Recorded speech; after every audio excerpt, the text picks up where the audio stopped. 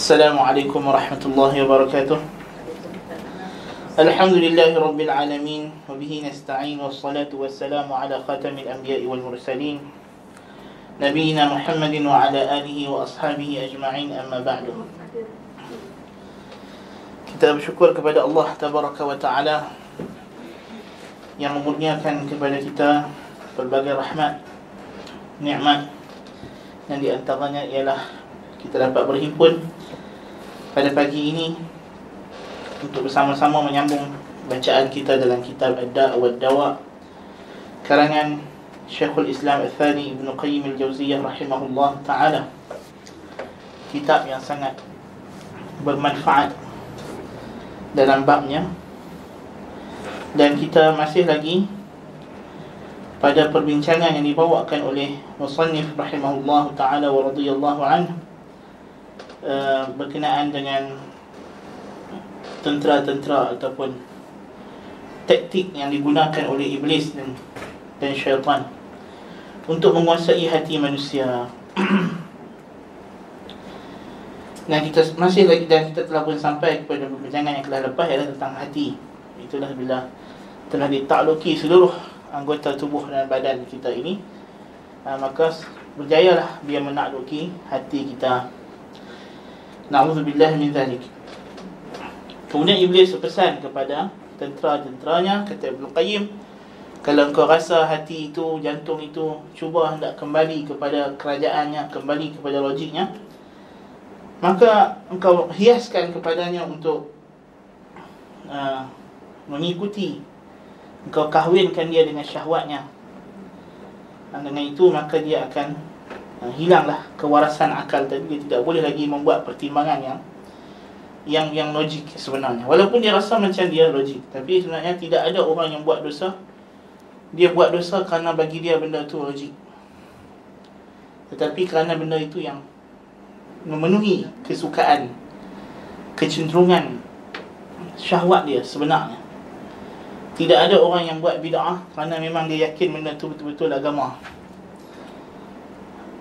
Mungkin yang ditipu, yang sebagainya mungkinlah, tapi yang betul-betul faham benda itu, dia tak pegang bid'ah itu sebagai satu keyakinan agama yang utuh.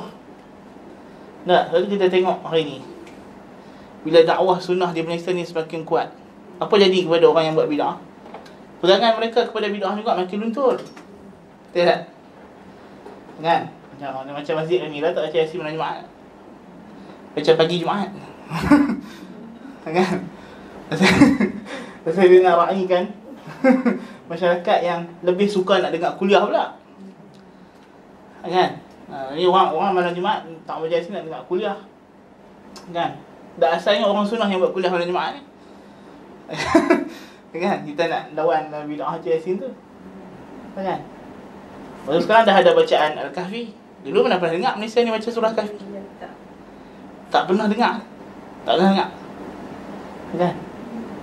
Ada ingat masa kami sekolah dulu, sekolah dengar dulu, selama pengetua baru sampai dia suruh baca surah Al-Kahfi. Kan? Budak-budak tu panjang surah Kahfi, tak pernah dengar masa tu. Kali pertama dengar surah Kahfi. Kan? Yasin panjang. Yasin tak sampai 100 ayat kan? Tak 100 ayat. Al-Kahfi 100.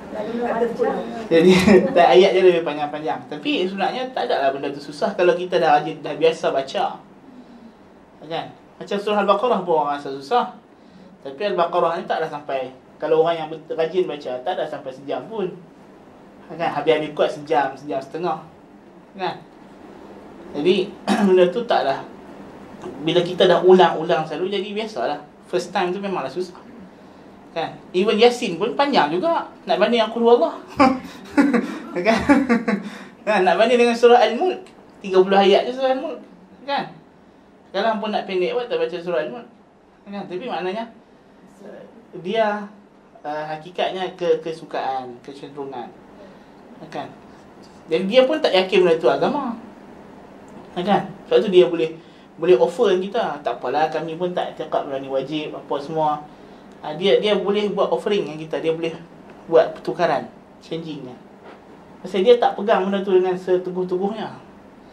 Kan? Itu hanya kecenderungan, kesukaan. Dan kesukaan ni boleh Boleh ditukar. Sebab itu tengok ahli-ahli bid'ah, dia begitu menggigit kekuasaan dan jawatan, dan dia nak paksa. Sebab dia tahu bid'ah dia ni, kalau dia tak paksa orang ikut, lama-lama orang tak ikut dah.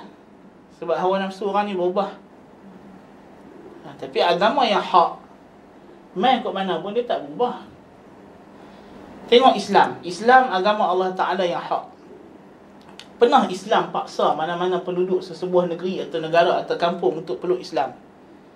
Walaupun kampung itu diperangi, jihad, tak nak paksa. Bila sahabat radhiyallahu anhum membuka negeri Mesir masalahnya, adakah Kristian Mesir dihapuskan? Tak. Kristian Mesir masih wujud sampai hari ini. Wujud. Masih ada gereja mereka, padri besar mereka. Kan, bila Islam masuk ke Syam, adakah gereja-gereja dihapuskan? Masih ada sampai sekarang. Kan?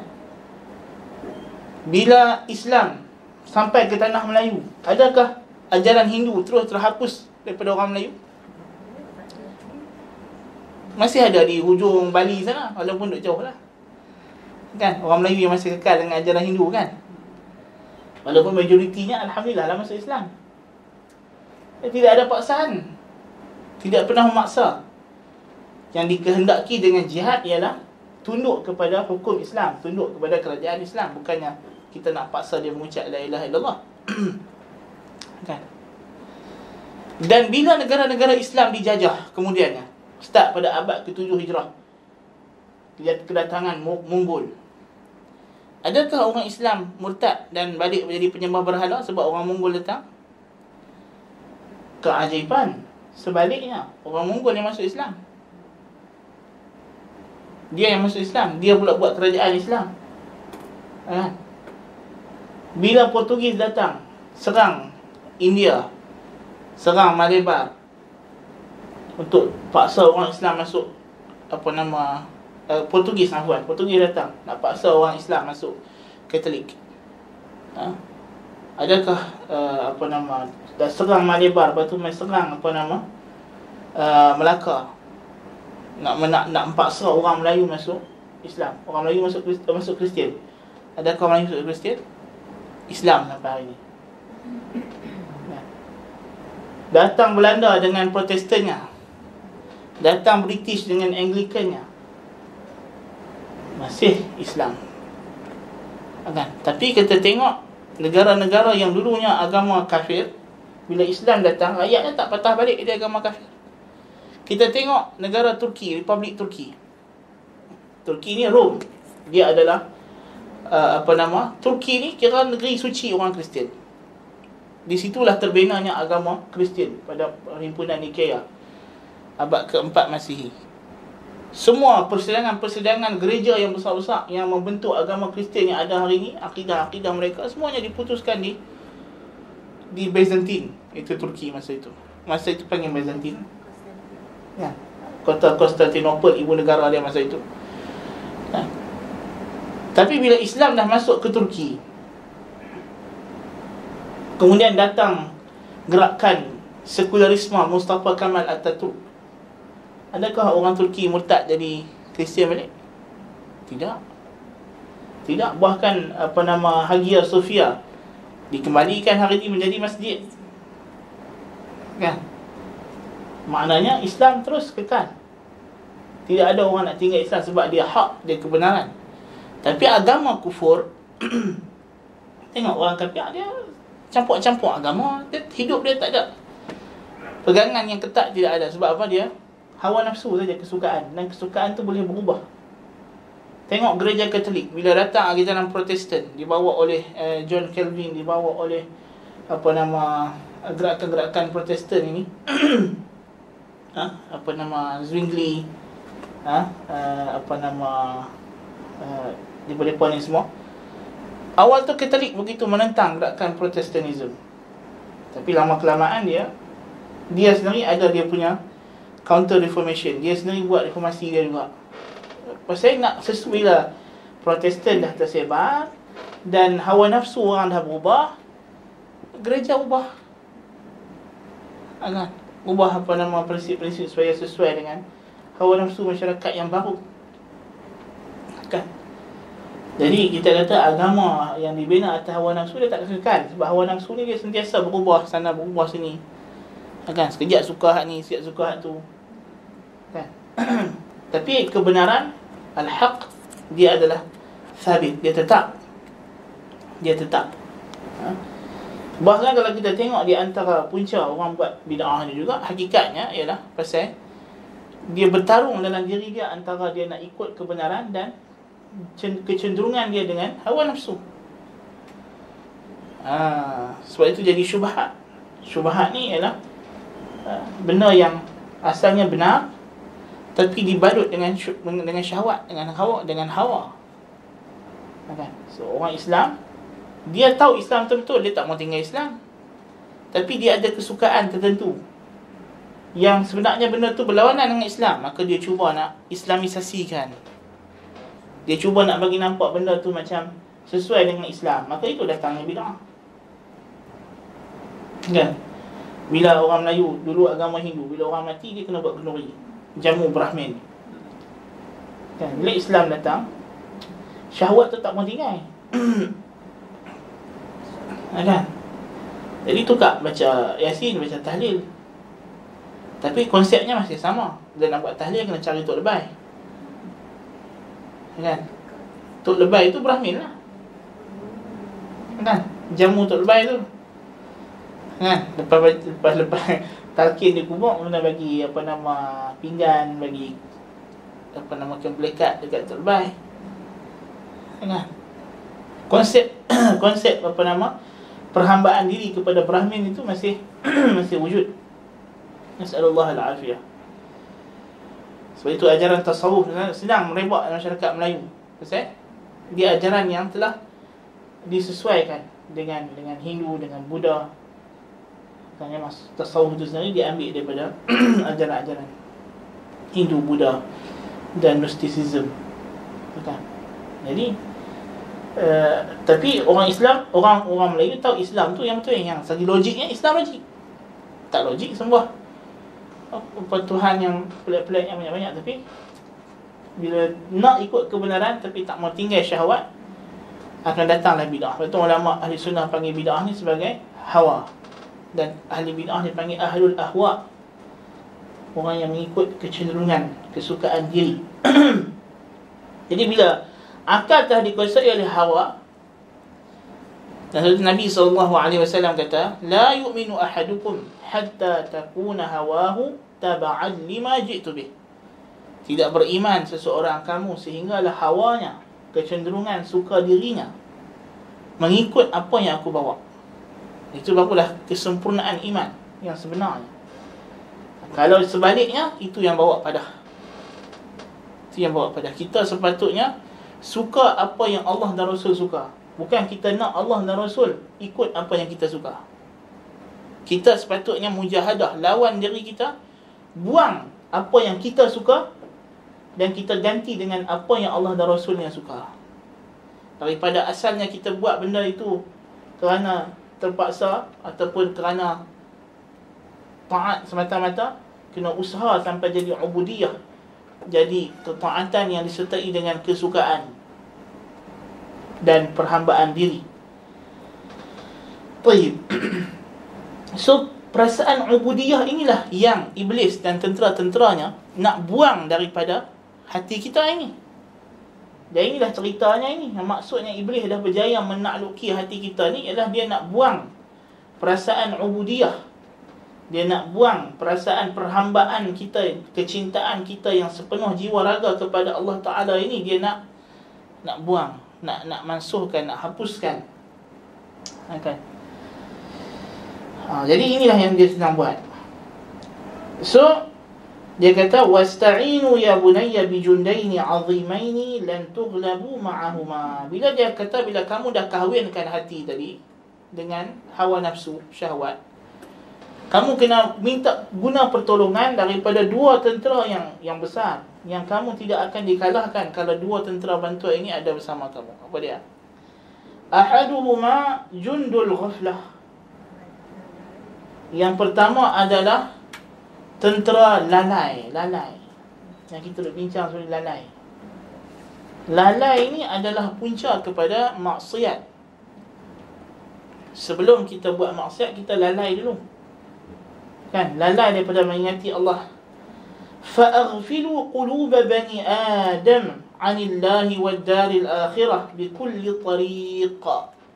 Maka lalaikanlah hati anak Adam daripada Allah dan akhirat dengan segala cara.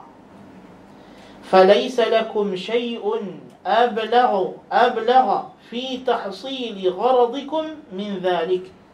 Tidak ada sesuatu pun yang lebih menyampaikan kamu dalam mendapat apa yang kamu nak, matlamat kamu daripada lalai ini. Fa innal qalba idza ghafila 'anillah tamakkantum minhu wa min a'wanih. Kerana hati bila lalai daripada Allah, kamu boleh cukup dia dan segala tentera-tentera hati, anggota badan tadi. Bila kita lalai, kita leka, kita ingat Allah Ta'ala. Lalai ni bukan mesti kita lalai. Maksiat adalah selepas lalai. Lalai ni sebelum maksiat tu, waktu kita lalai. Cuba kita perhati balik. Bila kita buat maksiat, mesti ada waktunya kita lalai. Lalai ni bukan mesti tak ingat langsung, tapi ingatan yang lemah. Masa kita buat maksiat, bukan kita tak ingat Allah, bukan tak ingat neraka, tapi ingatan tu lemah, tak hadir betul-betul, tak jelas, tak clear dalam image ingatan kita. Jadi itu yang nak kena selalu dikuatkan. Sebab tu selalu digambarkan iman dalam hati ini oleh Allah Ta'ala sebagai cahaya. Allahu nurus samawati wal ard, mathalu nurihi kamishkatin fiha misbah, al-misbah fi zujajah, az-zujajatu ka'annaha kawkabun durriyun yuqadu min syajaratin mubarakatin zaitunatin la syarqiyatin wala gharbiyah yakadu zaituha yudhi'u walau lam tamsashu nar nurun ala nur yahdillahu li nurihi man yasha. Jadi dalam surah An-Nur ayat 35 ini, Allah Ta'ala nak beritahu kita iman dalam hati kita tu cahaya. Jadi cahaya ni macam mana? Dia sentiasa bercahaya, cuma kalau banyak sangat yang tutup lindung dia, gelap juga. Kan? So lalai ni macam tu lah. Bukan benda tu tak ada dalam hati. Tapi bahayanya, lama kelamaan api ni kalau tutup banyak sangat, tak masuk oksigen dekat dia, padam. Na'udzubillah min zalik. Itu point dia. Lama-lama kalau tutup lama padam. Dia akan makin malap dan terus padam. So lalai itu yang akan menyebabkan kita terjebak kepada maksiat. Lalai itu menyebabkan iman kita berkurangan, iman kita rendah. Sebab itu dan kita ni bukanlah, tidak juga kita disuruh jadi seperti malaikat. Sebab itu para sahabat radhiyallahu anhum tanya, ya Rasulullah, adakah kami ni munafik? Pasal apa? Pasal kami duduk dengan kamu ya Rasulullah, iman kami tak macam bila kami balik rumah, kami jumpa anak-anak, kami duduk bergurau sendam dengan anak isteri, duduk main-main. Maksudnya ingatan kami tentang syurga, neraka tak macam masa kami duduk mengaji dengan kamu ya Rasulullah. Nabi kata, kalaulah iman kamu sentiasa macam yang ketika kamu duduk dengan aku, la safahatkumul malaikatu fi turuq. Malaikat akan turun salam dengan hangpa seorang-seorang. Hangpa jadi malaikat, ini tak boleh jadi. Sebab itu yang disuruh ialah kita kena kawal, kena balance kan masa dunia kita dengan masa akhirat kita. Kan? Sebab itulah Allah Ta'ala gambarkan anak, isteri, perniagaan ni sebagai lalai. Masa kita pergi shopping, adakah kita duk ingat Allah Ta'ala macam kita tengah duduk semayang? Tak sama lah. Masa tu sibuk duk cari tomato tang mana, jeruk tang mana, kan? Duk pilih ayam besar kecil, kan?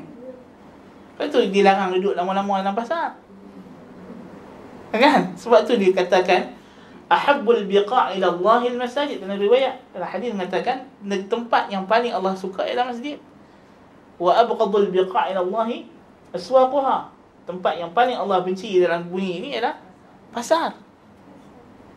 Sebab pasar ni tempat yang memang kita sangat lalai daripada akhirat, kan? Duk belek baju lah buci, tak lah buci. Kan? Tengok kain apa semua. Masa tu mana nak ingat?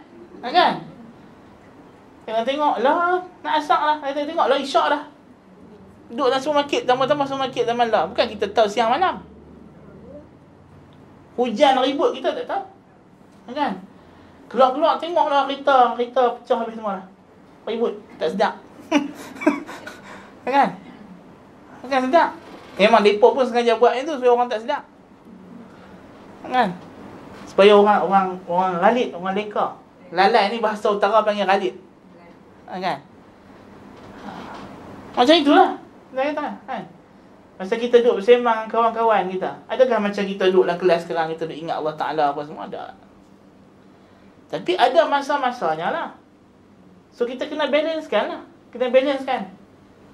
Masa kita duduk melayari Facebook dengan melayari Al-Quran, mana nak sama? Mula-mula tu katanya nak tengok Facebook live lah, daurah. Tak. Lepas tu net notification. Ting masuk. Apa dia banyak sangat notification ni kan? Ada. Lepas tu tak ada lah. Kan? Dia macam tu lah. Kan? Jadi benda itu kita kata memanglah banyak godaan. Lepas tu syaitan ni tentera dia yang paling besar, lalai. Sebab memang kita ni, dunia ni melalaikan, melekakan. Kan? Melekakan. Jadi bila kita lalai, inilah waktunya syaitan duk tunggu-tunggu. Dia akan tambah lagi kelayan kita, dia akan tarik kita. Kan? Lalai ni macam umpan pancing. Ikan tu nampak dah gede-gede cacing tu. Dia pun main dekat, mau kena. Kan? Jadi macam itulah. Jadi dia kata tentera pertama yang kamu kena bantuan nak bagi hati ni terus jadi hamba tawanan kamu. Setelah kamu kahwin dia dengan syahwat, dengan nafsu, kamu kena lalaikan dia. Kena sentiasa lalaikan dia. Banyakkan lalainya daripada sedaknya. Kan? Biarlah solat pun lalai kak. Kan? Solat pun lalai. Kan? Tidak ingat Allah Ta'ala. Sampai semedang sujud sahwi. Sujud sahwi pun sahwi lagi. Kau tahu dalam fiqah kan, kalau orang tu dia lalai dalam sujud sahwi, ulama kata jangan sujud lah. Tak pergi mengarut. Dia sujud tak betul-betul. Kan? Sujud betul. Dah sujud 2 kali kan sekali. Dia kalau jadi lagu tu jangan sujud bagi salam lah. Kan? Ulama kata tak boleh sujud dah. Pasal apa? Sekejap lagi dia bangkit. Kalau kita suruh dia sujud pun, sekejap lagi dia bangkit. Dia lalai lagi. Lepas tu sujud pula. Sujud sampai tak sudah. Kan? Ini nak kata dahsyatnya lalai ni. Kan? Nasallallahu al-afiyah. Kan? Dia sebab itu ulama suruh kita bina atas yakin. Betul kita jangan layan. Dia kalau lebih-lebih sangat, dia tak ada lupa. Dia yang disuruh kita terima ni lupa. Kalau banyak sangat dia panggil syak. Kalau syak jangan layan terus. Jangan layan. Kan? Dan yang paling penting sekali ialah bila kita solat, kita kena fokus. Dia memang 2 rakaat pertama tu memang khusyuk je lah. Masuk rakaat ketiga, dia start lah. Kan? Memang dia akan mula. Memang setan dia tunggu kat situ. Kan? Lepas tahiyat awal tu dia start lah. Dia dah macam maklumat masuk. Pasal apa? Kita dah nak habis solat. Kita dah mula duk merancang apa selepas ini. So jangan duk fikir apa lepas ni lah. Ya, solat asar, solat zuhur. Asar memang banyak. Betul. Dia kata kita hadis Nabi terlupa dalam solat tu pun solat asar ke? Kan? Zuhur dengan asar antara 2 solat itu. Pasal dia 4 rakaat. Lepas tu pada waktu yang sibuk, yang kita banyak kerja. Waktu tu kita tengah banyak kerja. Kita tengah nak merancang, nak buat apa. Kan? Jadi sebab tu solat ni kita kena pergi dalam keadaan hati kosong. Boleh ingat Allah Ta'ala saja. Kalau kita pergi solat dalam keadaan kita ada urusan tak selesai, tengok syarak. syarak ususun elok. Kan? Lepas tu orang jangan ingat ilmu fiqh ni ilmu yang berasingan daripada ilmu hati. Tak. Hukum fiqh tu yang nak susun hati kita ni. Sebenarnya hukum hakam fiqh itu dah susun dah untuk memastikan hati kita ni khusyuk. Kan? Itu waktu-waktu yang makruh solat, lapar, sedangkan makanan dah terhidang, dalam keadaan mengantuk sangat. Kan? Memanglah ada waktu-waktunya terpaksa kita, kalau dah waktu sempit sangat cerita lain lah, tapi itu kita kena buat preparation. Sebab itu khusyuk dia bukan bermula dengan takbiratul ihram. Khusyuk ni mula dengan wudu. Dengan wudu. Dalam hadis Nabi SAW, Nabi sebut, siapa yang ambil wudu seperti wudu aku, dan dia tidak berbicara dalam hatinya. Maksudnya Nabi suruh kita kosongkan hati kita tu daripada wudu lagi. Lepas tu dia salat, diampunkan segala apa terdahulu dosanya. Pasal wudu yang macam itu, memang salat itu akan khusyuk gila. Kan? Ini sabit dalam sahihain. Kan? Jadi khusyuk itu dah kena mula daripada wudu. So masa wudu tu kita dah lupa dah dunia ni. Nabi SAW bila dengar azan, dia tinggal serta-merta apa yang dia buat. Tak ada ingat dah, putus hubungan dia dengan dunia. Kan? Kita dah kena masuk ke dalam alam lain. Kita sedang bersama dengan Allah Ta'ala. Tapi nak dapat benda itu kena mujahadah lah. Kod mana pun, kali pertama memang payah, kali kedua still payah, kali ketiga payah lagi. Dia kena mujahadah. Kata kita hidup kita ni dengan mujahadah. Tak lari daripada 3 perkara. Mujahadah, muraqabah, muhasabah. Lepas tu mujahadah balik, lepas tu muraqabah pula, lepas tu muhasabah, lepas tu mujahadah pula. Macam tu kan, hidup kita ni dengan 3 mim ni sajalah. Mujahadah, muraqabah, muhasabah. Mujahadah tu, sebelum kita nak buat, kita lawan nafsu kita. Tengah buat, kita kena duk jaga, jangan sampai nafsu kita seleweng kita tengah jalan. Dah habis kita buat ibadat, kita kena muhasabah. Tengok balik dah mana kurang yang boleh dibetulkan. Kena postmortem. Kan? Kita buat function dunia bukan main lagi, mesyuarat. Lebih daripada mesyuarat masa nak buat function tu. Kan? Postmortem tu bukan main lagi. Kan? Tapi ibadat kita tak buat postmortem pun. Kan? Postmortem harian. Hari ni apa yang dah buat, apa yang silap, apa yang betul. Kan? Jadi itu perkara yang mesti kita kena jaga, adab-adab kita dalam dunia. Adab kita, akhlak kita. Kan? Yang sebenarnya benda itu telah pun disebutkan oleh panduan itu, telah pun ada. Kan?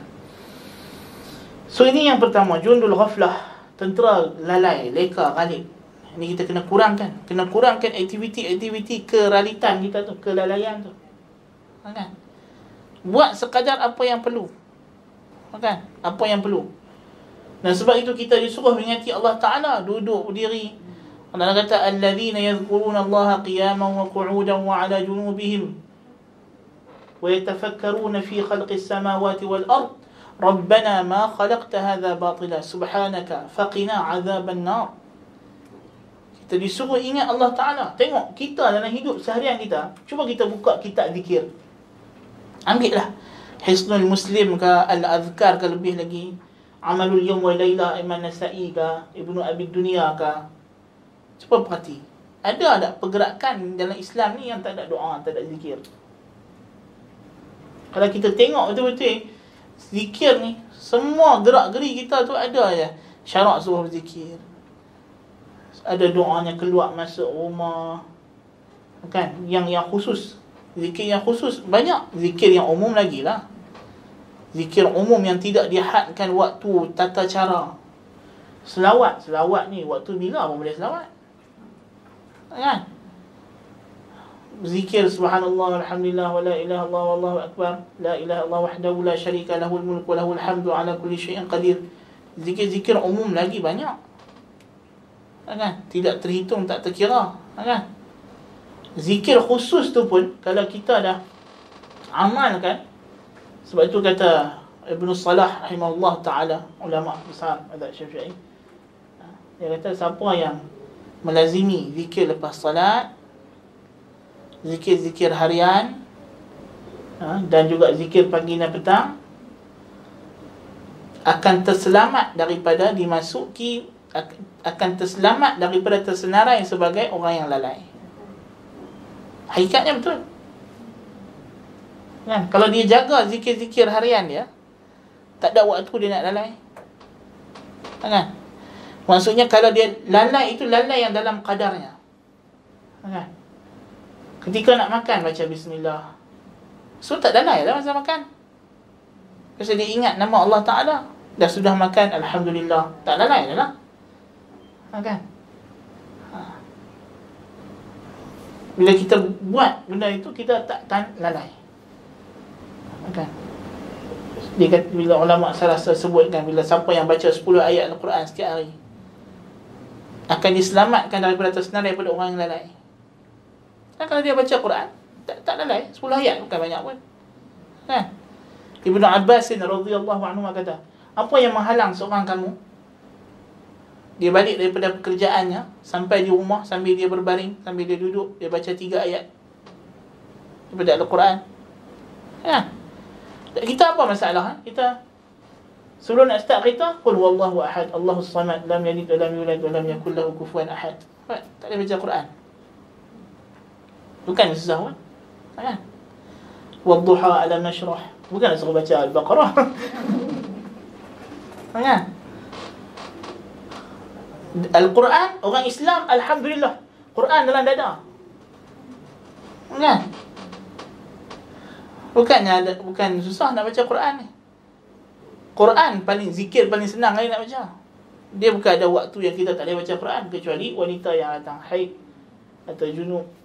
Tapi dia masih boleh ganti dengan zikir yang lain pula kan? Sangat senang baca Quran. Tinggal nak baca tak baca je lah kan? Tapi kita kata dari segi Allah Ta'ala telah kata dalam Quran, وَلَقَدْ يَسَّرْنَا الْقُرْآنَ لِلذِّكْرِ فَهَلْ مِن مُدَّكِرِ. Kami dah mudahkan Quran untuk disebut, diingati. Ada yang nak ingat, ada yang nak baca, ada yang nak sebut. Tuhan dah mudahkan kan? Dalam dada kita ni sesa ada Quran, Al-Fatihah, Ayatul Kursi kan? 3 hujung ayat surah Al-Baqarah kan? Ini surah Qul ya ayyuhal kafirun, surah Qul huwallah, 3 Qul a'udzu birabbil falaq, Qul a'udzu birabbin nas, wadduha, alam nashrah, Iqra, lam yakunil ladzina kafaru. Takkanlah ini Quran lah kan? Kalau dia baca wadduha pun kira okey ya. Wadduha alam nashrah kan? Sambung sikit lagi, apa nama, inna anzalna kan? Kira okey ya. Baca Iqra bismi rabbikal ladzi khalaq pun dah kira hebat lah kan? Baca Quran, yang penting kita ada Quran yang kita baca dalam salat, luar salat nah. Tapi kalau kita nak kira ibadat yang syarak dah bagi kepada kita untuk 1 hari 1 malam package, memang tak ada ruang untuk kita lalai mana. Solat wajib, solat sunat kan? Tapi itulah kita yang tak ambil package tersebut. Kalau kita lazimi kan? Dan syarak bukan suruh kita buat semua solat sunat yang dia suruh tu, memang tak suruh lah. Kita ambil satu saja yang paling kita rasa mudah kita nak buat kan? Sembahyang witir misalnya, yang syarak memang tak, yang syarak sangat tekankan kan? Witir antara solat sunat paling mudah sekali dalam alam semesta ni, sembahyang witir lah kan? Bayangkan witir 1 rakaat kan? Lepas tu solat sunat dia bukan wajib berdiri, duduk lah kan? Kalau dah habis malas sangat lah kan, lepas main isyak tu, habis zikir tu, bukan nak kena bangun berdiri pun, duduk je. Sembahyang sunat ba'diyah semua duduk je. Kalau kita dah malas sangat lah kan? Nak kata sebenarnya sembahyang sunat ni kod celah mana kita nak bagi alasan depan Tuhan makna Allahu Akbar. Tu kita ni banyak dosa kan? Atau kod mana pun kita kena sedap betul. Ibn Qayyim dalam Madarijus Salikin dia kata, martabat pertama ni kita nak kembali kepada Allah ialah kita kena yaqzah, kena sedap, kena jaga dulu. Sebab kita ni dalam keadaan lalai, ghaflah So maqam pertama kita nak kembali kepada Allah ialah kita kena sedap daripada kelalaian dan kelekaan. Aku dah terleka. Kan? Lepas itulah yang kita akan mula bertaubat. Bila dah bertaubat, dia akan datanglah yang lain. Kan? Tapi kena keluar daripada lalai. Itu setan kata di sini, lalai tu yang besar sekali. Kan? Baik. Kemudian wathani jundus syahawat fazayyinuha fi qulubihim wa hassinuha fi a'yunihim. Bila dah lalai, tentera yang kedua baru datang, syahwat. Maka syaitan kata, hiaskannya dalam hati mereka dan perelokkan pada pandangan mata mereka. Bila dah lalai, barulah kita boleh nampak syahwat tu elok. Kalau masa kita tengah duduk sedap, kita duduk ingat Allah, takkan kita nak nampak syahwat tu elok dah. Kita hanya boleh nampak syahwat tu elok ketika kita tengah lalai, tengah leka. Kan? Makanan yang paling tak sedap, tawak, hebiak semua tu, hanya akan rasa paling sedap masa kita lapar tergigit. Masa tu kan, bagilah makanan hangit ke, hanguih ke, ya Allah, sedapnya masak, dia kata. Kan? Terus saya dah lapar, membujur lalu, melintang patah, apa datang dia makan. Masa tu. Kan? Cuba bagi orang tengah kenyang. Tengah kenyang, main makanan hak paling hebat pun tak lalu lah. Tak lalu, kenyang. Kan? Macam itulah. Kita tengah lalai, setan usung main kita segala maksiat yang sebenarnya benda tu jijik, kotor.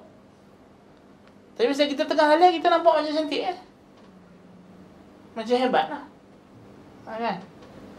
Itu perkara yang kita kena hati-hati. Wasulu alaihim bihadzainil askarain, dan seranglah mereka. Seranglah mereka dengan dua askar ini. Falaysa lakum fi bani Adam ablaghu minhuma, tidak ada bagi kamu tentera yang lebih menyampaikan kamu untuk menawan anak Adam daripada dua tentera ini. Ghaflah, lalai, dan syahwat. Wasta'inu 'ala al-ghaflati bisyahawati wa 'ala asyahawati bil-ghaflah, dan gunakan kedua-duanya, saling guna-menggunakan. Bantulah ghaflah dengan syahwat, dan bantulah syahwat dengan ghaflah. Untuk orang Penang kata ghaflah jingga.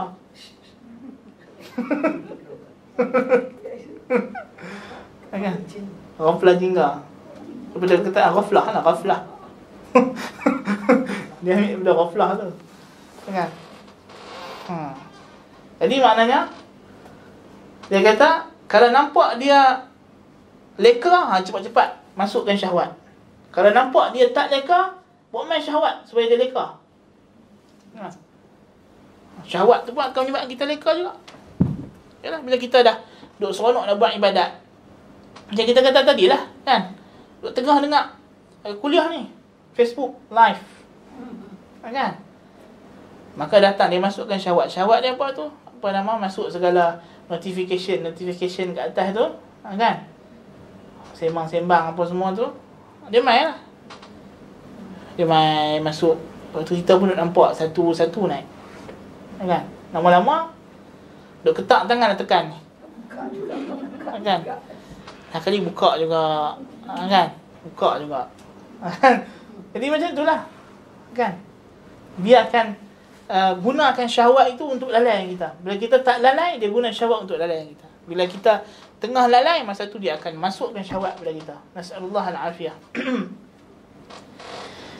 Waqrinu bainal ghafilaini, dan engkau gabungkan dua orang yang lalai. Ini taktik pula. Taktik lagi. Engkau ambil dua orang yang lalai, thumma sta'inu bihima 'ala dzakir. Kemudian kau gunakan dua orang yang lalai ni untuk hasut kawan depa hak duk ingat Allah Taala. Dia seorang aja tak apa lagi. Kan tengah duk baca Quran ni, "Hey, jom chatting dalam grup." Tak ada respon.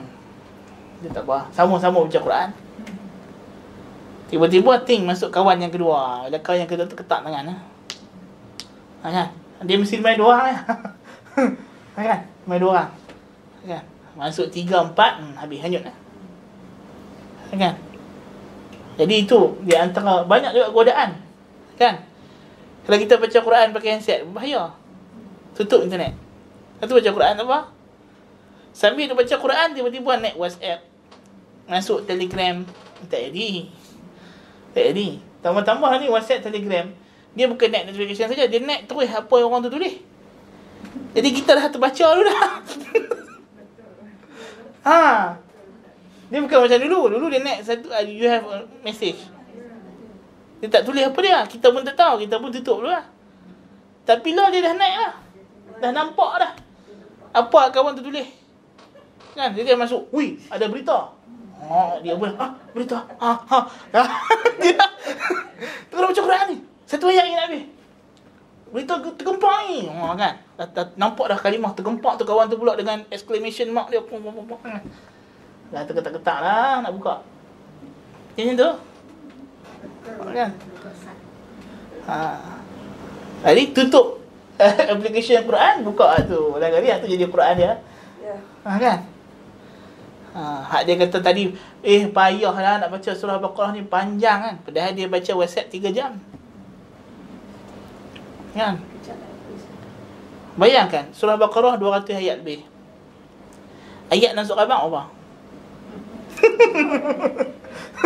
Kan? Kita pernah sebut dah dulu. Kan? Bayangkan. Kalau Al-Quran ada 6,000 ayat. Kan? Ayat surat khabar, ayat majalah, ayat novel, ayat komik. Kan? Lagi banyak. Habis. Kan? Berjilid-jilid dah tu. Harry Potter 1, Harry Potter 2, Harry Potter 3. Lepas tu masuk pula apa nama, The Beauty Beast lah, apa mendatang dah baca. Siri-siri mahal-mahal lah tu. Anda tengok novel Harry Potter tu, apa nama dekat dulu MPH dekat sini kan, dah tutup dah. Harga 100 satu buah. 100. Kan? Nak beli kitab mahal harga kitab. Buat macam mana? Takkan kitab kita nak cetak cikai-cikai aja. Novel cetak cantik-cantik. Kan? Buat kulit buku indah-indah. Kan? Tapi bila kita dengar harga kitab agama kita mahal sikit, RM30, RM50, mahal. Kan? Tengok macam mana novel-novel yang mengarut-mengarut ni, budak-budak remaja duk baca ni. Memang ada jual murah-murah. Kan? Sekali mai apa nama pesta buku RM5 offer.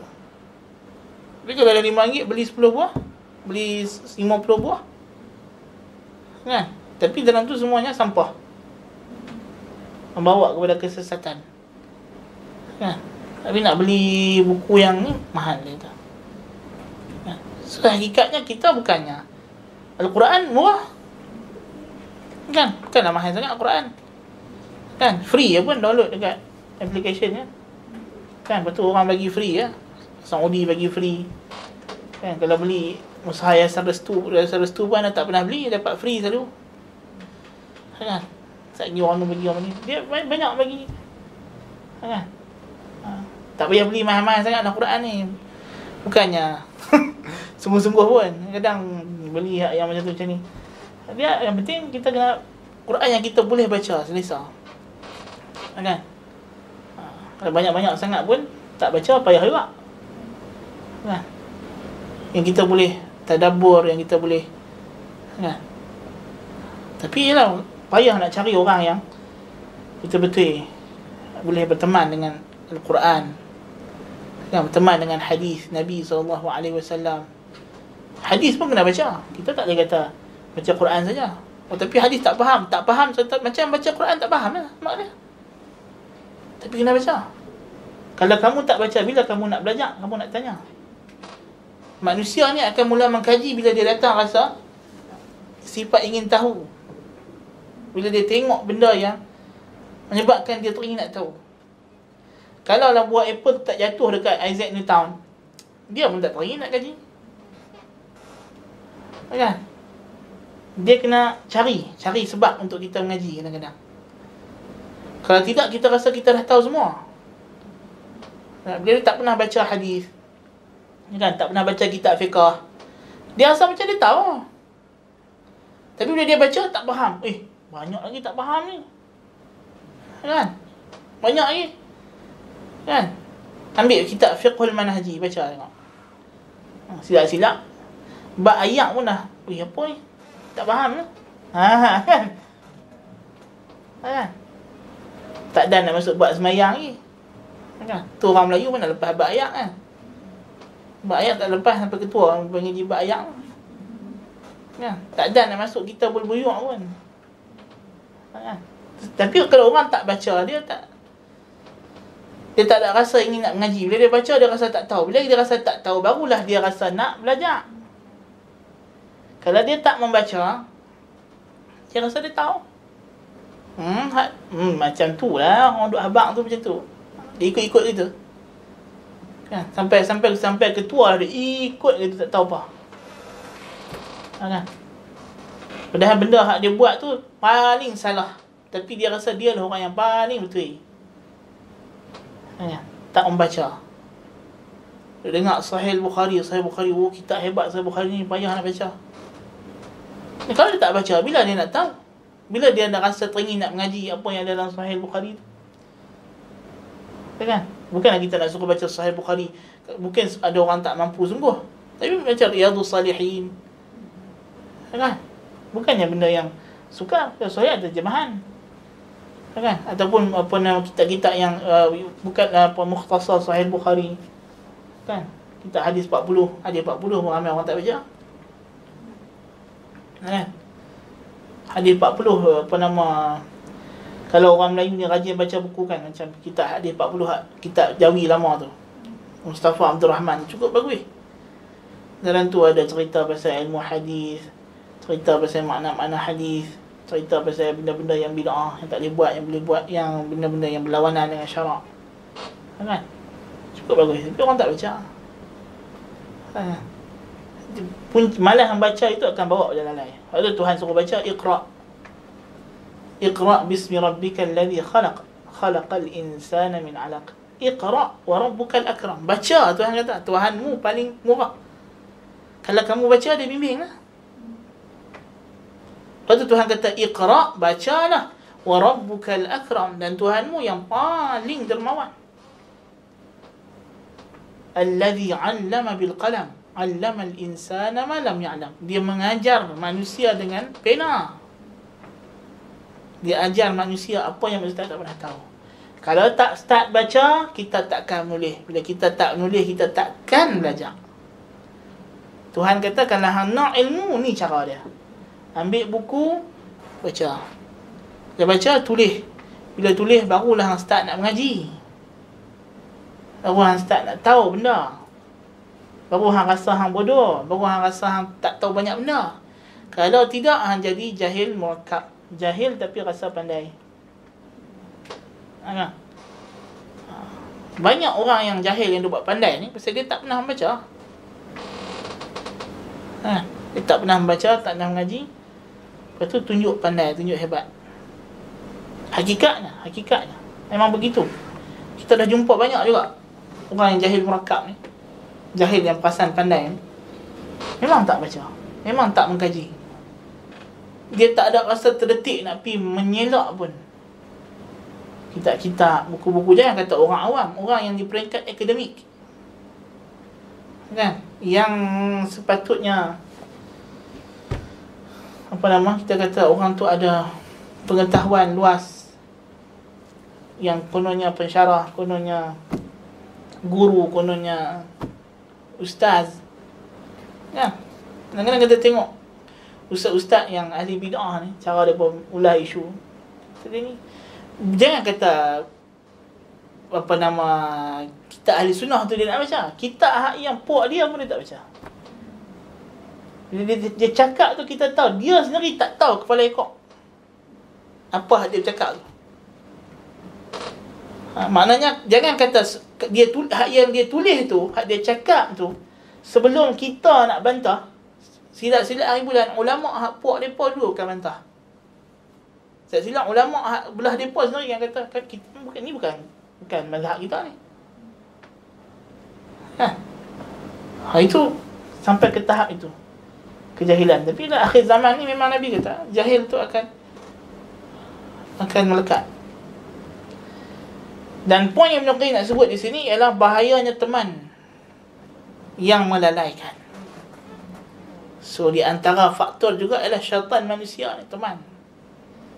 Sebab itu Nabi kata al-mar'u ala dini khalilih falyanzur ahadukum man yukhalil. Seseorang itu mengikut agama teman kekasihnya, kekasih rapatnya. Bukan sebarang teman juga, kekasih rapat. Kita kalau kawan-kawan biasa, hak kita tak rapat, dia ajak kita tak ikut sangat. Tapi hak nak ikut sangat ni ialah khalil, kekasih agung. Al-mar'u ala dini khalilih falyanzur ahadukum man yukhalil. Maka hendaklah perhati betul-betul setiap kamu ini siapa yang dia jadikan kekasih agungnya. Orang yang dia tak sanggup nak menyelisihi ajakannya, pelawaannya. So kita nak pastikan orang yang kita jadikan sebagai kekasih agung kita ini ialah orang yang sentiasa mengajak kita kepada kebenaran. Dia tak menyimpang. Dan hakikatnya benda ni kita tak boleh jumpa pada sesiapa pun kecuali Rasulullah sallallahu alaihi wasallam dan para sahabat radhiyallahu anhu. Dan satu-satunya cara kita nak berteman dengan Rasulullah, nak berteman dengan sahabat radhiyallahu anhum, kita kena berteman dengan ilmu. Kita kena berteman dengan ilmu. Ada pun lain daripada ni? Tak ada. Mana kita nak cari orang yang akan sentiasa mengajak kita kepada kebenaran sahaja? Tak ada. Yang ada hanyalah Rasulullah sallallahu alaihi wasallam. Soalan datang di sini, dia kata, adakah hutang menyebabkan kita tak khusyuk dalam solat? Adakah hutang menyebabkan kita tak khusyuk dalam solat? Nabi minta lindung, Nabi pesan kepada sahabat untuk sentiasa berdoa, baca, minta lindung daripada belitan hutang. Pasal memanglah kalau kita ada hutang, mana nak khusyuk solat? Duk teringat kan, duk teringat orang duk minta hutang. Tengah semayang pun orang call minta hutang, kan? Sudah bagi salam, tengok mesej pertama masuk minta hutang, kan? Bila nak khusyuk semayang? Nak pergi semayang jemaah pun tak berani. Dia kata semayang jemaah pun tak berani, kan? Takut orang minta hutang, kan? Lama-lama jadi gila. Tengok iklan dalam TV, kan? Iklan Jabatan Insolvensi. Ada iklan tu betul tu, kan? Yang korang tu jadi tekanan perasaan, duduk dalam rumah berkurung dan gelap, takut orang minta hutang. Sebab tu Nabi suruh minta lindung, dan kita dah sebut dah dalam kitab ni dulu, kan? Perkara-perkara yang boleh menyebabkan depression ialah hutang. Tak? Sebab tu kita kena bijak lah juga, kan? Bijak berbelanja apa semua tu, kan? Dari sudut itulah, memanglah apa urusan dunia yang tak selesai boleh menyejaskan khusyuk kita dalam salat, kan? Sampaikan Nabi SAW pernah satu hari lepas Nabi semayang, Nabi terus bangkit. Sahabat berheran, tak pernah Nabi bagi salam terus bangkit masuk rumah. Nabi kata dalam rumah dia ada harta, ada emas yang dia dapat, yang dia belum sedekahkan. Itu emas tu kacau hidup dia, duk teringat. Memanglah kita kalau balik kampung, rumah kita ada emas, rasa aman tak? Nak balik rumah, kena balik rumah. Saya pasal ni duk ada gol buah halui, duk buah katil. Tak tenang itu, kan? Hidup takut, kan? Kan? Sebab itu kalau kita, ada ta'alluq dengan harta lah. Kalau kita kuat tawakal, serta lain lah. Kalau tak kuat tawakal, jadi macam tu. Tapi Nabi SAW bukanlah sebab Nabi tak kuat tawakal, tapi Nabi tak boleh. Kan? Nabi tak mau hidup dia ada hubungan dengan keduniaan. Kan? Nabi kais pagi makan pagi, kais petang makan petang. Kan? Kita mungkin anggap cara hidup macam tu hina, tapi itulah kehidupan Rasulullah sallallahu alaihi wasallam. Kehidupan yang tidak ada pergantungan dengan dunia. Kehidupan yang tidak ada menimbun-nimbun harta. Kan? Sebab tu kita bukan disuruh tunggu zakat. Awak tak sedekah ni, takut tak cukup nak bayar zakat hujung tahun ni. Dah hebat dia, bukan macam tu konsep zakat. Bukan macam tu konsep dia. Konsep yang betul ialah maksud syarak ialah hang kena bayar zakat lepas tahun. Maksudnya syarak tak nak engkau timbun harta lebih daripada setahun. Itu maksud. Tapi kalau engkau boleh infak fi sabilillah sebelum cukup setahun, itu lebih afdal lah. Kan? Ni mesti pun tak mahu sedekah. Tadi tak boleh bayar zakat dia kata tahun ni. Tak bayar tunggu zakat. Tak suruh tunggu zakat pun maknanya. Kan? Kalau hang boleh perhabis harta hang sehari tu, perhabis bang lah. Tunggu apa? Itu cara lain. Kan? Tapi memanglah kita kata kita tak faham konsep macam tu. Kita di zaman kita ni zaman materialistik. Zaman kita disuruh mengejar dunia. Jadi kaya. Kan? Ustaz mesti kena kaya. Tengok ustaz tu pakai kereta apa? Oi, ustaz tu pakai BMW, ustaz tu pakai Estima, ustaz tu pakai X70, X50. Tak mahu nak keluar kan? Kan? Oh, ni ustaz ni baru betul ni mengajak ni. Ada orang kira ustaz tengok kita. Kan? Ustaz main Proton Sagam, main Pro 2 kancil. Ustaz ni ngajak tak betul. Boleh gitu lah. Astaghfirullah wa atubu ilaih. Habis kalau Nabi main rumah hang naik keledai. Orang yang mengukur kebenaran dengan kemewahan dunia ni, apa akan jadi pada dia? Memang dia akan hidup dalam kesesatan. Dia akan sentiasa ditipu. Kan? Ustaz tu pakai jubah aja. Orang nak ustaz ni profesional lah sikit, pakai necktie, pakai bow tie. Jadi ukuran profesionalisme dia ialah pada pakaian. Nampak tak kebohongannya? Maknanya dia tak tahu pun profesionalisme. Maknanya orang ni, kalau kita bawa main Einstein dekat dia untuk ajak dia fizik, mampu dia tak mahu. Pasal apa? Pasal dia kata tak profesionalisme. Apa rambut cacat-cacat rabang-rabang dia tu. Kan? Dia tak mahu. Pasal dia tengok pada pakaian, pada penampilan. Kan? Bagi dia pakai serban, pakai jubah, kuno kolot.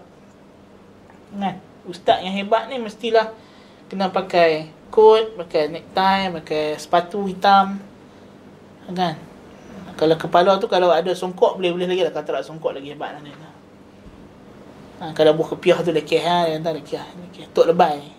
Pasal ada perspektif kita kan tok lebay.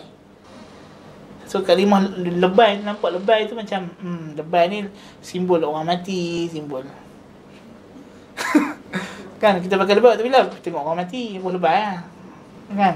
Dulu kalau pergi keluar kahwin orang pun lebay tak? Kan? Dia ada rasa tu nak pakai lebay tu, tapi lah tak ada lah. Orang pergi keluar kahwin pun pakai baju t-shirt. Kan? Dulu kalau pergi kahwin dengan samping, tak ada beza mana tu pengantin. Kan? Kalau satu tetamu kan. Tapi itulah adat kita tu makin terhakis. Kadang-kadang memanglah dah sehari 10 kenduri pakai samping, penat juga. Nak celapak mata tempat. Kan? Tapi kita kata itu tak ada isu sangat. Cuma kita kata benda yang orang kata apa, jangan ukur kebenaran itu dengan keterampilan. Kan? Kalau kita tengok Rasulullah pakai baju macam mana? Kan? Kalau kita kata ustaz yang hebat ni mestilah ustaz tu kena cakap Melayu pelat orang putih. Masalahnya, adakah orang putih pernah menganggap tokoh akademik yang hebat itu ialah orang putih yang cakap pelat Melayu? Tak pernah pun. Kan? Hai, pasal apa kita mesti nak agungkan? Minda kita ni tak, walaupun kita dah merdeka 63 tahun. Apa yang kita tak memerdekakan penjajahan yang sebenar. Orang putih mai, tengok orang putih mai. Dia tak paksa kita. Orang putih adalah penjajah yang paling cerdik. Sebab dia datang yang last. So dia banyak belajar daripada penjajah-penjajah yang sebelum. Kita tengok Portugis main macam mana? Dia main sebagai penjajah. Dia serang Sultan kita, dia halau Sultan Melaka, dia hambat orang Melayu keluar daripada Melaka, dia tembak meriam, pumpang runtuh kota Melaka, bunuh orang, korek kubur-kubur orang. Kan, yang mana ada buku teks sekolah, tak cuba baca buku sejarah yang lebih tinggi sikit. Kan, Portugis datang, korek kubur orang Islam, cabut batu nisan. Kan? Pasal batu nisan tu bagi mereka ada ciri-ciri keislaman. So, mereka memang nak tukar Melaka tu jadi negeri bandaraya Katolik. Kan? Berjaya? Tak berjaya. Orang Melayu lawan, tentang jihad fisabilillah. Kan? Sultan Mahmud hantar, masa tengah lawan Portugis tu, hantar orang yang baca apa nama syair-syair negeri akhirat, supaya ingat akhirat, mati syahid. Kan? So kita lawan Portugis itu dengan semangat agama. Memang kita ingat nak mati syahid. Nah, jadi memang tak berjaya lah, Portugis tak berjaya. Belanda mai, dia ada sikit lunak. Belanda serang juga. Tapi Belanda dia dah pandai buat perikatan dengan Aceh, buat perikatan dengan Johor. Dia dah mula pandai buat negotiation. Tapi dia anggap dia sebagai satu kuasa asing datang menjajah. Tapi orang putih cukup bijak. Orang putih dia bukan main dengan meriam. Kan? Dia buat main syarikat Hindia Timur, dia kata. Syarikat, dia kata, bukan ada apa syarikat. James Brooke bukan tentera. G.W.W. Bush bukan tentera. Kan? Apa lagi yang Stanford Rifles bukan tentera. Francis Light bukan tentera. Kan? Tapi dia berjaya masukkan kebudayaan dia, cara fikir dia, cara hidup dia, pakaian dia, kan, dalam masyarakat. Tapi yang lebih dahsyat itu ialah bukan masa dia sedang menjajah, setelah. Kita tengok masa Tunku Abdul Rahman nak pergi buat perjanjian kemerdekaan, dia pakai baju apa? Baju Melayu. Pakai songkok. Kan, pakai sampin.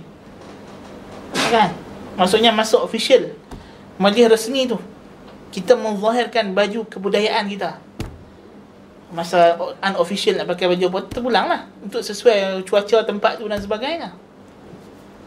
Tapi biar orang kenal, kata yang datang dalam majlis ni orang Melayu lah. Kan? Tapi setelah kita merdeka 63 tahun, pakaian rasmi dalam negara kita sendiri, tu dia anak abang main. Pakaian formal yang dianggap formal dalam negara kita sendiri, yang kononnya dah merdeka 63 tahun, ialah pakaian penjajah. Kalau orang masuk office pakai baju Melayu, pakai kain pelikat, mampu kena halau. Padahal itulah pakaian untuk nenek kita dulu masa pergi tanda tangan perjanjian dengan British tu, kain pelikat. Kan? Pergi sampai London mana? Kan? Tapi setelah 63 tahun kita merdeka, tengok macam mana penjajah itu kembali dengan begitu gahnya. Dia tak boleh datang dengan jasadnya.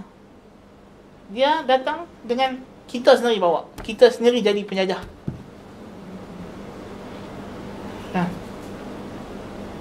Bila majlis-majlis rasmi mesti nak cakap orang putih. So kalau majlis tu majlis Melayu, cakap Melayu, dia macam tak berapa nak rasmi. Walaupun dia macam tu, tapi tak berapa nak rasmi. Dia mesti ada cari orang putih sikit. Kalau ucapan itu 100%, tengok kita pun sebut 100%. Kan? Dah terbiasa. Kata tu jadi penggunaan. Payah nak sebut 100%. Kan? Taklah panjang mana. Saya tengok 100%, 100%. Lebih kurang lah. Lebih kurang lah. Tapi pasal hak pertama tu lebih banyak disebut. Terbiasa memang lah. Apa hak kita biasa sebut, itulah kita akan sebut. Dia bukan isunya. Benda tu senang sebut, panjang sebut. Tapi apa yang kita biasa. Nenek moyang dah pesan dah. Allah bisa, Tegal biasa. Nenek moyang pesan lama dah. Kan? Benda hampa duk biasa buat, hak tu lah. Hak tu lah yang akan jadi senang hampa buat. Melentur buluh biar daripada rebung. Kan? Maksudnya benda hak kita didik je daripada awal. Itulah jadi. Kan? Kita risaulah anak kita ni dah umur 3 tahun tapi tak ada cakap orang putih lagi ni. Ya Allah, macam mana nak buat ni?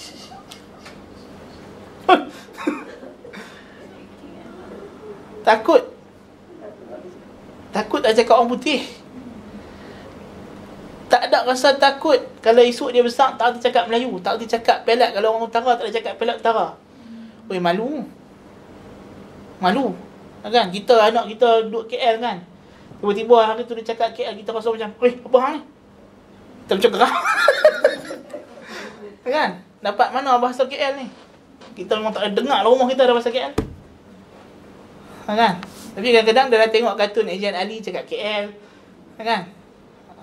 Tapi tu terah kenegerian. Kan? Kita ada orang Melayu ni, dia lebih selesa dengan anak dia cakap orang putih daripada cakap Melayu. Orang putih tu bahasa untuk kita mengaji akademik sudahlah. Kan? Pasal bahasa akan bawa kepada budaya. Bahasa bawa kepada budaya. Tidak apa makna Nabi larang orang Arab belajar bahasa Ajam, bahasa bukan Arab. Supaya tak masuk budaya asing. Sebab bahasa kita ni dilaraskan dengan kita punya custom, kita punya budaya. Kita punya, orang kata apa, suasana negeri kita. Cara kita bercakap, cara kita, ayat-ayat kita guna, istilah-istilah yang kita pakai, itu semua yang telah terbina daripada suasana tempat kita. Dan bahasa mereka pula sesuai dengan tempat mereka. Dan lebih penting lagi, antara unsur yang membentuk bahasa ialah agama. Betul tak? Adakah bahasa Melayu sekarang sama macam bahasa Melayu ketika orang Melayu agama Hindu, agama Buddha? Tak sama. Tak sama. Mana ada orang Melayu lah sebut Dewata Raya. Lah ni buat Dewata Raya. Apa tu Dewata Raya? Dalam komik Sang Goku ke apa? Kan, kalau budak muda kan, dia kenal Dewata Raya tu dalam cerita apa Sang Goku tu apa cerita? Lupa dah. Dragon Ball. Kan dalam tu lah ada perkataan Dewata Raya apa semua tu. Nauzubillah min zalik. Perkataan tu Tuhan kan. Dia tak kenal lah perkataan tu. Allah. Kan? Allah. Kan? Solat, puasa, iftar. Cuba sebut sungkai. Tanya sungkai apa? Mampu siapa tak faham. Orang nak pergi sungkai. Kan? Dia ingat orang nak pergi sungkai. Kan? Walaupun bersungkai tu buka puasa lah kan? Kan? Kan? Dia kata istilah-istilah lama lah. Tu kata istilah lama orang tak pakai lah. Tak pakai lah kan? Orang sebut iftar dah ni, iftar. Sebab istilah agama. Istilah agama. Betul, bila Islam masuk ke dalam Melayu, orang Melayu ambil perkataan-perkataan Arab. Kan? Dia tak ada perkataan lain. Kalau orang tanya, muru'ah dalam bahasa Melayu apa? Maruah. Macam tak terjemah apa ni tak? Aku suruh hang terjemah bahasa Melayu. Cuba terjemah bahasa Arab ni ke bahasa Melayu. Perkataan muru'ah. Kita terjemah maruah. Itu bukan terjemahan tu, cara sebutnya. Memang kami ambil bahasa Arab. Nak faham mana lagi? Cuba terjemah perkataan hurmah dalam bahasa Melayu. Hormat. Kata hormat jadi hormat. Betul? Itu macam hang tukar daripada hang waqaf atas ha pasal ta marbutah hurmah. Dia memang ada setengah lahjah Arab, pelan Arab, dia waqaf atas ta. Arab sebut hormat dia. Dia kata, memang macam tu, pasal Melayu hormat. Kan? Tu bagus dia. Kita ni bahasa Arab kita ambil sebiji-sebiji. Pasal kita rasa relation kita dengan Islam, Arab Islam. Tapi bila bahasa Inggeris di Melayu kan, kita tak ambil sebiji-sebiji. Kita ubah. Kan? Isolation, kita sebut isolasi. Kan? Kita tak sebut isolasian. Kan? Idealism, kita sebut idealisme. Kan? Kita berhenti cara lain. Kita nak bagi dengar Melayu tu. Tapi Arab tak, kita tak ubah. Ejaan dia kita tak ubah. Sebutan dia kita tak ubah. Kan? Ejaan Jawi lah maksudnya. Tak ubah ejaan Jawi. Kalau perkataan tu daripada Arab, eja macam Arab. Kita tak eja hormat ha waw ra mim ta panjang tak. Tetap ejaan dia ha ra mim ta. Jadi kalau buat terjemahan kalimah hormat, hurmah daripada bahasa Arab diterjemah bahasa Melayu dengan tulisan Jawi sama, macam tak terjemah pun. Kan? Muru'ah dengan marwah, buang hamzah saja. Dan memang tengah lahjah Arab pun memang dia buang hamzah tu. Soalan macam tukar lahjah saja. Tapi nak kata bahasa tu dia ada kaitan dengan kebudayaan, cara fikir kita. Betul, tengok Hamka sebut apa dalam buku dia, Kenang-kenangan di Melaya. Dia cerita pasal apa dia orang Melayu. Dia kata orang Melayu ni adalah orang yang cakapnya Melayu, fikirnya Melayu. Kan dia kata. Kita tengok dia kata Abdullah Munshi keturunan bukan Melayu, India. Tapi sebab dia bercakap Melayu, dia tulis dalam Melayu, dia fikir macam Melayu, maka kita kata dia Melayu. Bahkan tokoh bahasa Melayu. Syekh Al-Hadi bukan Melayu, Arab, keturunan Arab. Tapi dia fikir Melayu, dia cakap Melayu, dia makan nasi, hamka kata dia Melayu. Tapi orang kalau mak ayah dia Melayu tapi cakapnya I dan you, kata hamka belum tentu Melayu. Saya suka ayat tu dia kata. Kalau cakapnya lebih banyak I dan you daripada saya dan awak, belum tentu Melayu. Jangan anggap dia akan fikir cara orang Melayu fikir. Untuk orang Melayu, kemajuan orang Melayu tak. Dia akan fikir tuan-tuan dia di barat dulu. Masa mereka ni telah diperhambakan, pemikiran mereka dijajah, diperhambakan, telah dibalut dengan idealisme barat. Isma barat yang dibawa mai ke tanah Melayu masa itu. Dan benda tu terus diimport. Bahkan kita boleh kata setelah 63 tahun kita merdeka, kemasukan idealisme barat lebih pesat, lebih gencar berbanding ketika kita dijajah. Pasal masa tu kita masih melihat orang putih sebagai penjajah. Tapi sekarang kita pergi negara orang putih, kita melihat mereka sebagai teacher, sir. Kan? Betul tak? Dulu orang Melayu takkan payah nak panggil orang putih tuan, encik. Tapi sekarang bila kita berniaga dengan mereka, kita berdagang, mereka ada syarikat, so kita dengan sukarela panggil orang putih tadi sir. Mister, kan, sebab dia bos kita, dia, kan. So tengok cara penjajahan itu datang, yang dipanggil sebagai al-quwwatun na'imah dalam bahasa Arab. Istilah ni bagi apa nama, kekuatan halus, yang dibawa, macam mana pemikiran yang sesat ini dibawa masuk melalui kekuatan yang macam ini, kan? Bahkan kita sedih hari ini bila kita sebut, contohlah kita kata saintis Muslim. Apa makna saintis Muslim? Kalau kita zaman dulu, zaman Islam dulu, bila kita sebut saintis Muslim, cuba check tu, adakah dia pun semua Muslim tak? Ada setengah golong orang yang disebut saintis Muslim misalnya, ada dia sebenarnya bukan Muslim, ada setengah tu doktor, dia Nasrani, dia apa nama, mungkin agama Sabi'ah, zaman-zaman Abbasiyah dulu. Tapi pasal apa kita panggil dia saintis Muslim? Pasal mereka ni hidup macam orang Islam, cakap bahasa Arab, fikir macam sebagai warga negara Islam, kan?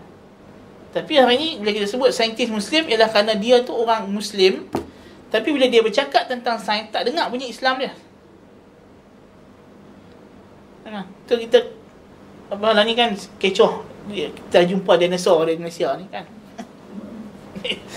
Di Kelantan, kan? Kelantan katanya, kan? Jumpa lah tapak dinosaur ke apa, tulang dinosaur. Dan istilah tu pun kita nampak dah. Hang tak boleh ke produce satu teori baru? Dinosaur is a hypothesis, it's not the fact. Dinosaur bukan fakta sains, dia adalah anggaran. Orang putih yang pegang dengan teori Darwin jumpa tulang besar, tulang binatang yang pelik, yang kita tak pernah tengok sekarang, kan?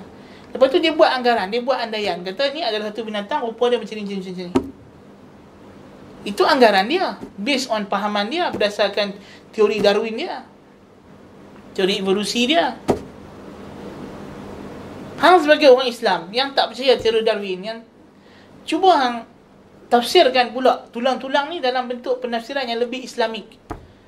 Nabi Adam, asalnya Tuhan cipta dulu tinggi dia 60 hasta, kemudian makhluk makin lama makin mengecil, kan? Cuba relatekan fakta yang Nabi bagi tahu ni dengan penemuan ni. Kita sekarang badak sumu Sumatera dah pupus. Taib. Lagi 100 tahun akan datang, katalah anak cucu cicit kita dah tak kenal badak sumu Sumatera, dia pergi buat excavation, cari gali, dia jumpa tulang badak sumu Sumatera. Apa dia akan buat andaian? Macam-macam andaian yang keluar. Betul tak? Apa saja binatang yang dulu pernah wujud pada pupus, kita anggarkan 1000 tahun akan datang, orang buat cari gali, itu jumpalah tulang binatang dah pupus. So macam-macam andaian dia pun boleh buat. Sama lah, kita ada banyak binatang yang dah pupus sebelum ni, yang dulu ada di zaman Nabi Adam, Nabi Hud, Nabi Nuh, dah pupus, tulang dia ada, jumpa. Kata orang putih buat andaian based on akidah yang dia pegang, Darwinism dia. Yang Darwin ni memang agama saintis barat. Na'udzubillah min zalik. Sampai tak boleh nak fikir benda lain dah, kan? Tapi kita sebagai orang Muslim, betul, kita kena merdekakan pinggang kita daripada dijajah dengan teori-teori yang pelik-pelik ni. Kena kajilah sejauh mana, kan? Kita dengar Abraham Lincoln membebaskan perhambaan, menghapuskan sistem. Kita pun, oh tak, sebenarnya Islam pun sebenarnya memang berusaha. Apa ni? Hamba boleh cuba baca dulu, kenal dulu sistem perhambaan dalam Islam. Apakah keindahan sistem perhambaan dalam Islam? Berapa banyak ulama yang lahir daripada sistem perhambaan. Ulama-ulama tafsir, Ikrimah, Mujahid, Sa'id ibn Jubair. Berapa banyak hamba Ibnu Abbas adalah ulama Islam yang terulung. Kita hanya dah ambil wudu, setiap hari kita nak wudu ikut sunnah Nabi. Pahala balik dekat siapa? Antara orang yang dapat pahala wudu kita ni ialah Humran, Maula Uthman ibn Affan. Yang Humran ni hamba Uthman, kan? hamba Uthman bin Affan radhiyallahu anhu. Tapi dia riwayat hadis wuduk Nabi SAW sampai kita kan. Imam Bukhari, Tok Wan dia maula juga kan, bukannya orang Arab pun. Jadi ini perkara yang sebenarnya kalau kita dalam Islam ni, nak cerita pasal keindahan Islam, wallahil azim, kalau cerita pasal sistem perhambaan dalam Islam, orang boleh masuk Islam. Betapa indahnya Islam dalam sistem perhambaannya, yang kalau orang dengar sistem perhambaan dalam Islam ni, orang akan teringin nak ada balik sistem perhambaan. Betul? Orang akan teringin balik. Dia membentuk satu komuniti yang begitu saling sayang menyayangi, daripada orang yang kita tak kenal main entah daripada mana, jadi ahli keluarga kita susah dan senang dengan dia kan. Bayangkan satu orang, kita tawan dia dalam perang, dulu kita dengan dia musuh kerana agama, dulu dia kafir, kita Muslim, lepas tu kita tawan jadi hamba, lepas tu dia masuk Islam disebabkan layanan kita kepada dia, dan berterusan hubungan ni sampai mati. Kalau kita merdekakan dia pun, kita maula dia, dia maula kita kan? Kalau dia buat salah, kita juga tanggung kesalahan dia bersama-sama, susah senang sampai mati. Bayangkan daripada dulu depa ni bermusuhan, fa asbahtum bi ni'matihi ikhwana, kamu jadi disebabkan nikmat Tuhan Islam ini saudara. Allahu akbar. Itu cerita panjang lah kalau kita tebak tu kan. Bab kita ni yang kita baca ni kat sinilah. Maksudnya kita nak kata, balik pada cerita, syaitan ni gunakan teman, pertemanan, yukhalil, orang yang paling rapat kita jadikan teman, itu cukup bahaya kan? Kalau dia adalah orang yang daripada ghafilin, orang yang lalai, dia akan heret kita. Kalau kita yang bukan asalnya daripada orang yang lalai, kita akan jadi lalai. Kalau kita memang dah sedia lalai dah, kita akan jadi bertambah-tambah lalai. Nas'alullah al-afiyah. Wallahu ta'ala a'lam bis-shawab. Ada soalan saya, dia kata, apa maksud baca Iqra? Ada maksud faham? Adakah orang baca tapi tak faham? Kita mesti membaca dalam keadaan kita mungkin belum faham. Tapi kalau kita tak baca, kita takkan faham sampai bila-bila. Takkan faham sampai bila-bila. Kalau kita tak baca, kita takkan mungkin faham. Kalau kita baca, walaupun kita tak faham 100%, kita faham 2%, 3% ilmu yang cukup bermanfaat. Yang lama-lama kita, kalau makin kita baca, kita akan, kitab yang sama, tengok apa nama Al-Muzani baca kitab Imam Syafi'i, tok guru dia Ar-Risalah, berapa kali? Lebih kurang dalam 100 ataupun 500 kali lebih kurang kan. Ibnu Baz rahimahullah, dia katakan baca kitab Salah Satu Usul 100 kali. Salah Satu Usul ya. Tapi tentulah setiap kali dia baca, dia akan keluar dengan pemahaman yang baru, yang tak terlintas pada bacaan pertama, bacaan kedua, ketiga, keempat. Kitab ni bila kita baca, kalau dia kitab ilmu, kitab yang berdasarkan wahyu, kita akan sentiasa menggali daripadanya mutiara-mutiara ilmu yang baru. Cuba perhati kelas-kelas kita sendiri kan? Kitab yang sama kita syarah kali pertama, syarah kali kedua, beza. Ada benda yang kita tak sebut pada kelas pertama, kita sebut kelas kedua, kelas ketiga. Walaupun mungkin syarahan tu ialah ulangan. Pasal ada, bila kita baca pula kali kedua untuk preparation, kita akan dapat maklumat tambahan. Kita faham, itu faham lagu ni, ini faham lagu ni. Itu tulisan makhluk yang bersandar kepada wahyu. Kalau wahyu tu sendiri, Allahu Akbar, tak terbayang. Mutiara yang datang daripada Al-Quran, faedah yang kita boleh dapat dari Al-Quran tak ada batasnya. Sebab dia kalamullah, dan kalamullah tak ada henti, takkan ada batasnya. Wallahu ta'ala alam bis-shawab.